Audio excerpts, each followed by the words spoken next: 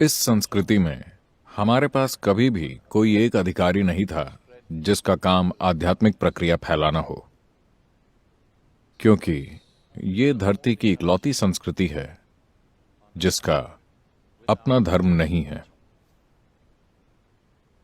तो हिंदू मूल रूप से वो संस्कृति है जिसका जन्म सिंधु नदी से हुआ था। वो हिंदू है। So it's a geographical and cultural identity, never was a religious identity. तो ये एक भौगोलिक और सांस्कृतिक पहचान है, कभी भी धार्मिक पहचान नहीं रही है। सिर्फ तब जब लोग बाहर से आए, उनके पास धर्म के ठोस विचार थे और उन्हें आपको भी एक नाम देना था। हम ये हैं, आप क्या हो, हम हर चीज का मेल हैं। उन्हें समझ नहीं आया, आप कुछ तो होंगे। एक ही जगह पर लाखों चीजें एक साथ होती थीं।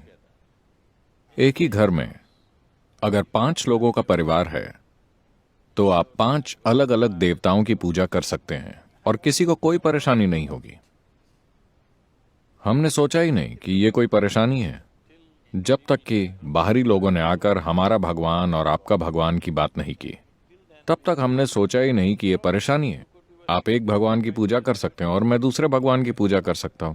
कोई और आंखें बंद करके बैठ सकता है, कोई गा सकता है, कोई नाच सकता है, पर हमने यही सोचा कि ये ठीक है, हर कोई अपना तरीका चुन सकता है। तो इस देश में कभी कोई ऐसा धर्म नहीं रहा है। हमारे पास 3 करोड़ 30 लाख देवी देवता हैं। यह तब हुआ जब हमारी आबादी 3 करोड़ 30 लाख थी।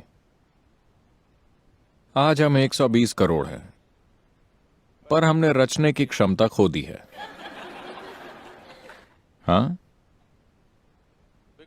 क्योंकि बाहरी ताकतें आईं, खास तौर पर पश्चिमी ताकतें आईं और उन्होंने हमें अपने भगवानों के बारे में शर्मिंदा महसूस कराना शुरू कर दिया। इतने सारे भगवान, भगवान सिर्फ एक है, जैसे ये कोई ऊंचा विचार होगा। अगर आप एक बना सकते हैं तो आप 10 लाख क्यों नहीं बना सकते? आपने अपना एक भगवान नहीं देखा है ना? अगर आप अपना एक भगवान बना सकते हैं तो आप 10 लाख या 10 करोड़ क्यों नहीं बना सकते? ये बस रचने की क्षमता का सवाल है ना? तो क्या इसका मतलब है मेरे से परे कुछ नहीं है? ये एक बेवकूफी भरा नतीजा होगा। आप अभी ये जानते हैं कि आपने खुद को नहीं बनाया, आया ना? क्या आप खुद खाना पचा सकते हैं या फिर ये खुद होता है? खुद होता है। क्या आप सांस ले रहे हैं या ये हो रहा है? क्या आप खुद दिल धड़का रहे हैं या ये धड़क रहा है? मैं आपके लिवर, किडनी और स्प्लीन के बारे में भी यही कह सकता हूं। अपने शरीर की छोटी से छोटी चीज भी आप नहीं चला रहे, है ना? वो चल रही है। आप इस धरती को घुमा रहे हैं या ये खुद घूम रही है? आप कुछ नहीं कर रहे हैं, कुछ भी नहीं, बस छोटे छोटे काम, हर जरूरी काम बस हो रहा है, आया ना? हर काम जो जीवन के लिए जरूरी है वो हो रहा है। आपको बस बैठकर धरती के घूमने का मजा लेना है। बस इतना करने में कितनी परेशानियां हैं। तो ये ऐसी भूमि है जहां साफ तौर पर समझा गया कि भगवान को हमने बनाया है। इसी वजह से इस संस्कृति में भगवान लक्ष्य नहीं है, मुक्ति लक्ष्य है, मुक्त होना लक्ष्य है, परम स्वतंत्रता लक्ष्य है। भगवान कभी भी लक्ष्य नहीं है, आया ना? आपको ये पसंद नहीं है क्योंकि आप भूल चुके हैं, वरना मुक्ति ही लक्ष्य है ना? मुक्ति का क्या मतलब है? स्वतंत्रता, हर चीज से, भगवान से भी। आप भगवान का एक सीढ़ी की तरह इस्तेमाल करते हैं अगर आपको जरूरत हो। आप भगवान के साथ या उनके बिना भी प्रगति कर सकते हैं। यह धरती की इकलौती संस्कृति है जहां किसी भी भारतीय भाषा में विधर्मी जैसा कोई शब्द ही नहीं है, क्योंकि हमें कभी नहीं लगा कि कोई विधर्मी है। हमने कभी ये कल्पना ही नहीं की कि ऐसा कोई हो सकता है, क्योंकि हमारे पास स्थापित मान्यताएं नहीं थी। सभी अपने तरीके से चीजें कर सकते थे। ये हजारों सालों से सबसे ज्यादा अनेकता वाली और लोकतांत्रिक प्रक्रिया रही है। तो आध्यात्मिक आंदोलन लोगों की मुक्ति के लिए शुरू हुए थे, वो भगवान के बारे में नहीं थे। धरती पर कोई इंसान भगवान में रुचि नहीं रखता, प्लीज ये समझिए। लोग भगवान में इंटरेस्ट दिखाते हैं क्योंकि वो मानते हैं भगवान उनके जीवन का समाधान है ना? हाँ या ना?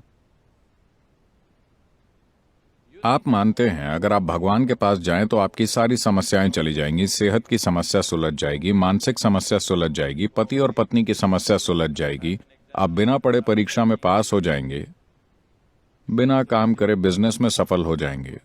बहुत सारी चीजें, असाधारण चीजें। पर ये आपके बारे में है ना? हाँ या ना? ये आपके बारे में है। अगर ये हमारे बारे में है तो हमने ईमानदारी से इसका सीधा समाधान ढूंढा। हमने कहा ये हमारी मुक्ति के बारे में, हमारे कल्याण के बारे में, हमारा परम कल्याण, न कि सिर्फ अभी का कल्याण। तो इस संस्कृति में इसे इस रूप में देखा गया। इसीलिए ये आध्यात्मिक आंदोलनों की एक जटिल श्रृंखला है। इसमें से कई अब नहीं रही। योग प्रणाली में कहते हैं, जब किसी ने आदियोगी से पूछा कितने मार्ग हो सकते हैं, वो बोले अगर आप अपने शरीर का इस्तेमाल करके जाएं तो सिर्फ 112 मार्ग हैं, लेकिन अगर आप अपने शरीर के परे चले जाएं तो ब्रह्मांड में जितने अणु हैं उतने मार्ग हैं। तो यहां अपना भगवान खुद बनाने की आजादी दी गई। इसे इष्ट देवता कहते हैं। आप अपना भगवान चुन सकते हैं। अगर आपको कोई भी पसंद नहीं तो आप नया बना सकते हैं। हाँ, अचानक आपको अपने घर का पेड़ पसंद आ जाए, आप उसकी पूजा करना शुरू कर सकते हैं। इस देश में कोई नहीं सोचेगा कि यह मजाकिया या अजीब है।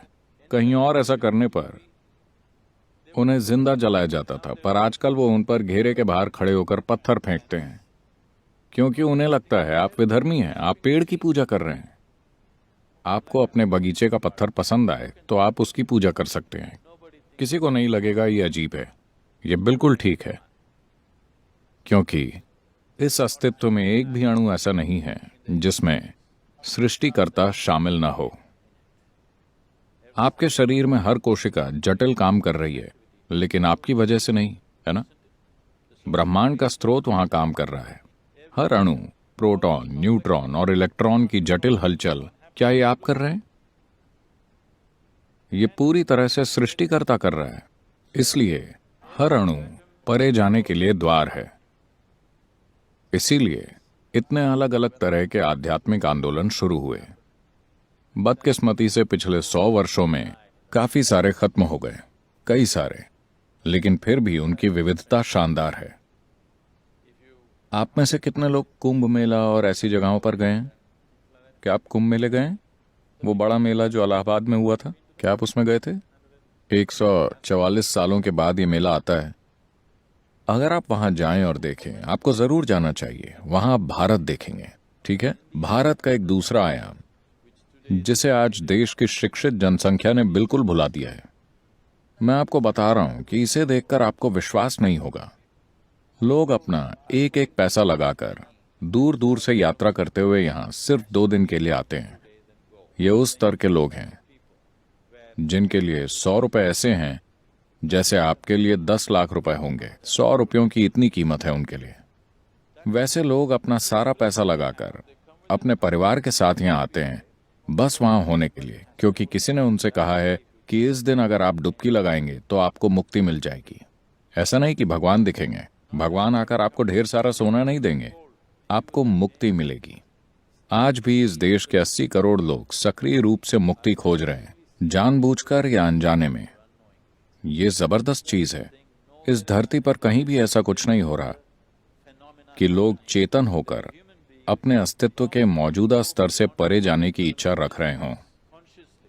कहीं और ऐसी चीज कभी नहीं हुई है। जब मार्क ट्वेन भारत आए थे, उन्होंने भारत में 2.5 से 3 महीने बिताए थे। उनकी यात्राओं के बारे में एक किताब है। इक्वेटर के साथ उन्होंने दुनिया की यात्रा की थी। उन्होंने कहा था, जो कुछ भी किया जा सकता है, वो चाहे मनुष्य द्वारा हो या भगवान द्वारा, इस भूमि पर किया जा चुका है। ये भारत की सबसे बड़ी प्रशंसाओं में से एक है। और ये सच है।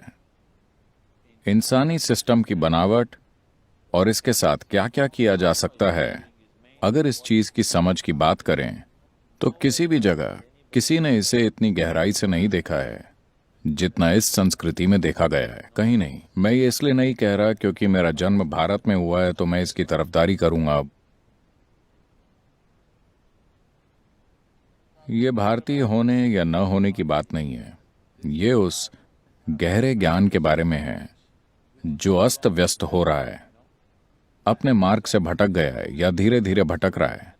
अगर हम उसे फिर से पटरी पर नहीं लाते तो मानवता कुछ जबरदस्त खो देगी। क्योंकि आज हम फोन पर किसी से अमेरिका में तो बात कर सकते हैं, पर हमें अब तक ये नहीं पता कि इससे कैसे बात करें।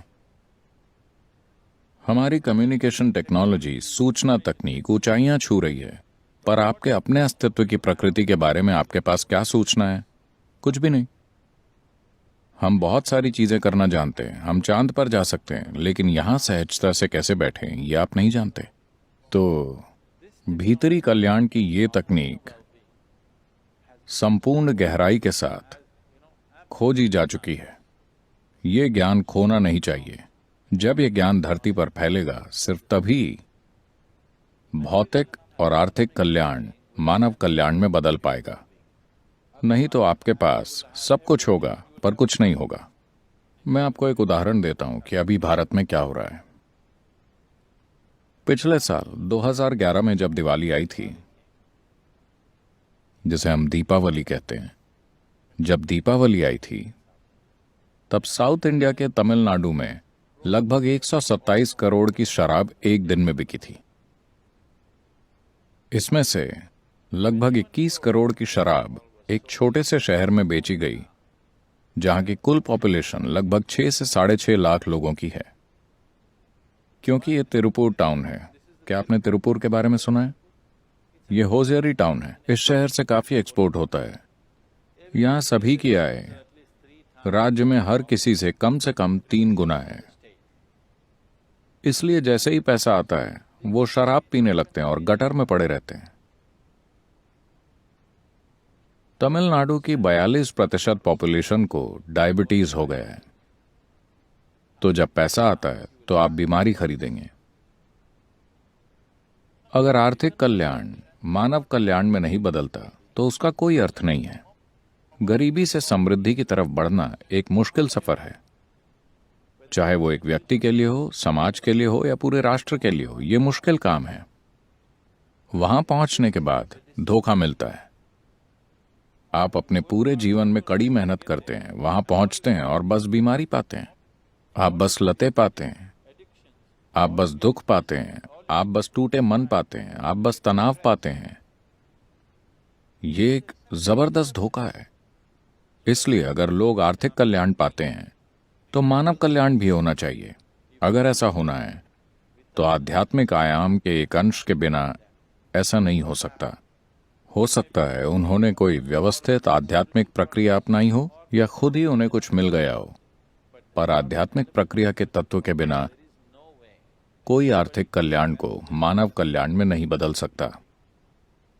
ये होना ही चाहिए कि जैसे आर्थिक कल्याण होता है, ये बहुत जरूरी है कि आध्यात्मिक संभावनाएं भी साथ ही साथ बड़े पैमाने पर सभी को उपलब्ध हों, वरना जीवन आपको बहुत कड़वे तरीके से धोखा देगा।